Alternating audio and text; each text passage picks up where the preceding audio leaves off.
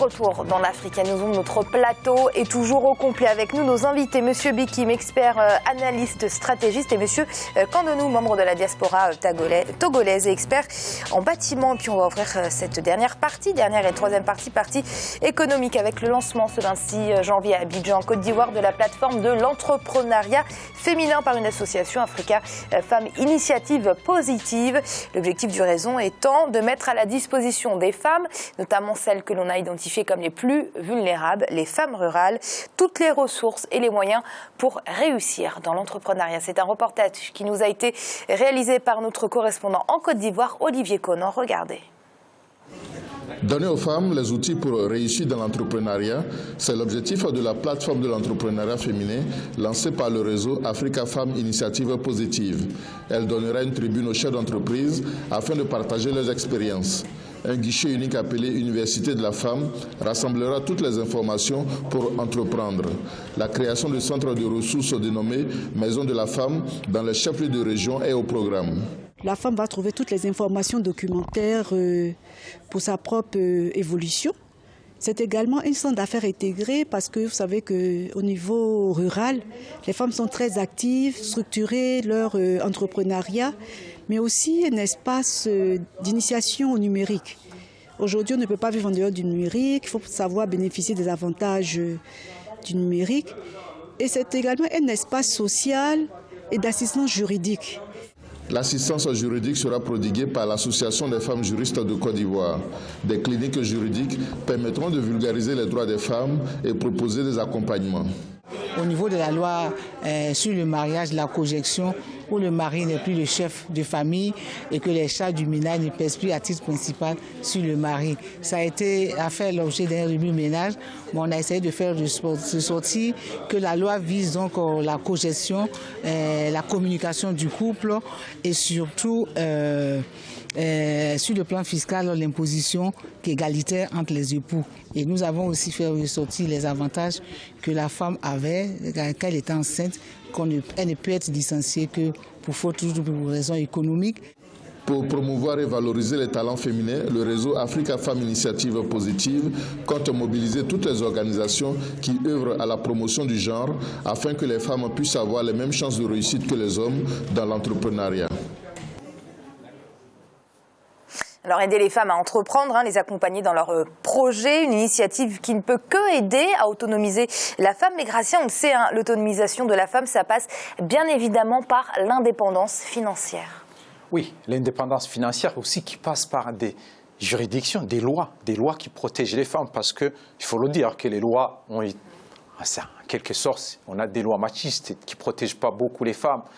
Et en même temps, l'autonomie financière, il faut un coup de pouce. Un coup de pouce de la part de l'État, si on veut vraiment que les femmes réussissent dans les affaires, surtout dans les domaines, on n'est pas au Ghana là, ce qui est en train de se passer, c'est au Ghana où il y a des femmes qui ont beaucoup émergé. Mais en ce cas, il faut qu'il y ait des taux d'intérêt, par exemple, des taux d'intérêt qui sont adaptés aux femmes d'affaires. Il faut aussi qu'il y ait des garanties, une caisse de l'État par exemple, qui peut garantir des femmes d'affaires parce que souvent elles n'ont pas accès à certains marchés, à certains prêts à cause du manque de garanties parce que les biens appartiennent aux hommes. Et puis beaucoup de ces femmes émergent de l'informel, donc elles n'ont pas les garanties. Elles n'ont pas de garantie à proposer en banque. Et puis on le sait, Monsieur Kandonou, les banques commerciales pensent intérêt, rentabilité. On sait pertinemment que ces banques ne vont pas prêter de l'argent. Et comme le disait Gratien, c'est à ce moment-là que les banques doivent intervenir pour aider ces femmes à monter leur propre affaire. Les banques, souvent, c'est quoi? Ce sont des initiatives d'actionnaires qui veulent faire du bénéfice. Et si on veut promouvoir ce genre de projets en Afrique, ce n'est pas uniquement, on ne doit pas tout laisser dans les mains des gens qui veulent faire des affaires. Ce sont des gens, c'est l'État qui doit être régulateur, qui doit se porter garant en apportant quelque chose et en régulant afin que ces dames puissent bénéficier de ces taux, des taux préférentiels pour développer leurs activités. Au Togo, moi je vois des femmes togolaises, elles sont braves. Elles sont braves. Quand vous allez au Togo, vous allez voir nos femmes, elles sont braves. Elles sont d'ailleurs des fois plus riches que nous, les hommes. Donc vous voyez, donc si on les aidait plus, je crois que en Afrique, on serait tranquille, nous les hommes. Donc il faut aider les femmes, et ça, on a seulement, évitons de confondre aider et droit. La femme, comme moi je dis toujours, la femme ne sera jamais l'égal de l'homme et l'homme ne sera jamais l'égal de la femme. Ce sont deux créatures, deux belles créatures qui ont chacun leur rôle à jouer. Mais qui, en tout cas, doivent avoir les mêmes droits. Non, mais en matière de droit, vous savez, quand tout le monde pose son devoir, quand tout le monde joue le jeu, tout le monde a son droit. On n'a pas besoin de le revendiquer, On parle de droit, d'autonomisation de la femme. Et l'un des problèmes dans cette lutte, parce que c'est une lutte, je ne le dis pas parce que je suis une femme, je le dis parce que c'est un constat mondial. L'un des problèmes dans cette lutte pour l'égalité des genres, c'est l'accès à l'école pour les jeunes filles. Et Monsieur Beki, malheureusement, l'Afrique reste le continent où les jeunes filles vont le moins à l'école. C'est un problème. Alors, sur la question que vous soulevez, elle est fondamentale. Dans nos sociétés traditionnelles, le rôle premier de la femme n'est pas d'aller vers l'éducation. C'est vraiment le foyer, le mariage, ainsi de suite. Cependant, il faut tout de même se dire une chose. Nous avons, en épousant les modèles transposés de l'Occident, nous avons détruit ce qui constituait même la force de nos sociétés traditionnelles, à savoir une organisation sociale bien structurée, bien articulée autour de la dignité des familles. Et derrière, nous avons immédiatement choisi la fuite en avant. Quand je dis la fuite en avant, c'est se dire l'idée selon laquelle, oui, on nous a imposé ça. Non. Aujourd'hui, vous me demandez quelque chose, je vous donne mon avis, que vous soyez d'accord ou pas. Donc là, la question qui se pose aujourd'hui pour les Africains, c'est comment garder le lien entre les générations d'une part, et d'autre part, comment contenir les tensions que génèrent les nouvelles générations en raison... Non, mais je vous laisse quand même finir votre phrase. En raison, justement, de ce qui ne fonctionne pas qu'on leur impose. On va parler d'un autre sujet, puisqu'on va évoquer la réduction de la production pétrolière, l'accord de Vienne, selon laquelle cette réduction portera à 1,8 million de barils par jour la production à partir de ce mois de février 2017, une annonce qui a été faite par l'OPEP, mais aussi par 11 pays non membres. Une mesure qui aura manifestement un impact positif sur nos pays africains rentiers. C'est en tout cas l'avis de certains experts. On verra si c'est l'avis de nos experts qui sont autour de ce plateau. Juste après ce sujet, Doumo Kelsomba, regardez.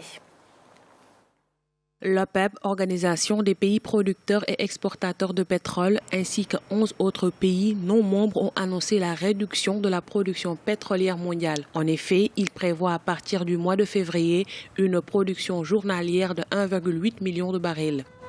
Quel sera l'impact de cette mesure sur l'économie des pays africains producteurs si l'on sait que l'activité économique a ralenti en Afrique subsaharienne avec en moyenne une croissance du PIB de l'ordre de 3% en 2015 contre 4,5% en 2014. Une mauvaise performance que l'on attribue à l'effondrement des cours des matières premières, en particulier ceux du pétrole qui ont chuté de 67% entre juin 2015 et décembre 2016. Il faut dire que la mesure dont la mise en œuvre est annoncée pour le mois de février 2017 est la concrétisation d'une promesse qui avait été faite déjà au sommet informel de l'OPEP tenu à Alger en octobre de l'année dernière. Que cela se passe aujourd'hui, ce serait une très bonne chose pour les économies africaines. Cette réduction d'un peu plus d'1 million de barils par jour. Dans certains pays africains, des facteurs internes comme les pénuries d'électricité, la sécheresse, l'instabilité politique et l'insécurité sont venus aggraver les conséquences négatives de la baisse des cours mondiaux du pétrole.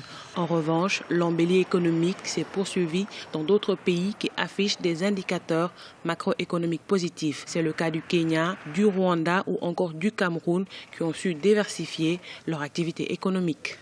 Le Cameroun a pu résister face à cette situation parce que c'est presque le seul pays dans cet îlot-là qui a une économie extrêmement diversifiée, dû également à sa géographie, parce que certains pays comme le Tchad, par exemple, essentiellement c'est des pays désertiques. Bon, le sud, il est tout petit, ne donne pas grand-chose, ne donne pas une aire agroécologiques pour la culture, par exemple, du cacao. Je prends le cas du Tchad, je prends le cas de l'Algérie même, je prends le cas du Nigeria. Vous savez très bien que le Nigeria, pour faire face à la récession, a dû dévaluer par 2 fois déjà son naira. Rappelons que la Guinée équatoriale, 3e producteur de pétrole en Afrique, a annoncé officiellement son souhait de rejoindre l'OPEP en 2017. Le pays prévoit également de réduire sa production totale de pétrole de 558 000 barils par jour en 2017. Monsieur Bikim, êtes-vous d'accord, cette chute libre du baril, cette contrainte de limiter sa production, est-ce que ça va faire réagir nos États afin de les pousser à diversifier leur économie? Certainement pas, pour la simple bonne raison qu'aujourd'hui, ces pays n'ont pas encore structuré leur politique économique, pour la simple bonne raison qu'ils continuent justement à soutenir ce que j'appelle un statu quo mortifère, en raison des cadres anciens qui engendrent des tensions énormes, des contingences terribles dès qu'on y touche. Et pour moi aujourd'hui, je dirais que dans cette affaire-là, il n'y aura pas grand-chose. Franchement, je ne vois pas ce que ça changera. Sincèrement, je ne vois pas ce qu'il en sortira. Monsieur Kandonou, pourquoi nos États n'ont pas su anticiper cette chute? Ils savaient pourtant que le pétrole est soumis à la fluctuation des prix. Non, mais le problème est simple. Le problème de l'Afrique, c'est la corruption. Quand les Africains comprendront qu'il faut combattre ce fléau, vous allez voir qu'on n'a pas besoin de diminuer la production de pétrole pour... Non, il faut combattre la corruption. Il faut que les États producteurs sachent que, voilà, quand nous avons l'argent du pétrole, il faut le mettre au service du peuple. Oui, c'est le problème, Gratien. Maintenant que le baril est à $50, il a été à 30 il y a quelques temps, on voit qu'il n'y a plus d'argent dans les caisses de l'État, mais quand le baril était à plus de $100, ça n'a pas changé non plus le mode de vie des Africains. Ça veut bien dire que les recettes du pétrole n'ont jamais été investies intelligemment sur le continent. Oui, il y avait un gaspillage, parce qu'en fait, il y a une vision à court terme. On se dit qu'on a l'argent aujourd'hui, mais on se dit pas que dans 20 ans, il n'y aura plus le pétrole. Et donc, ces pays devront faire autrement. Mais s'ils avaient une vision à long terme, ils auraient constaté finalement qu'il faut investir dans autre chose pour, disons, essayer de sortir de tout pétrole. Malheureusement, ils ne l'ont pas fait. Aujourd'hui, les cours montent. Donc, du coup, ils vont arrêter tout ce qui était comme diversification, juste pour se contenter de cette manne passagère. Gratien, merci pour vos analyses. Merci Amira, bonsoir à tous.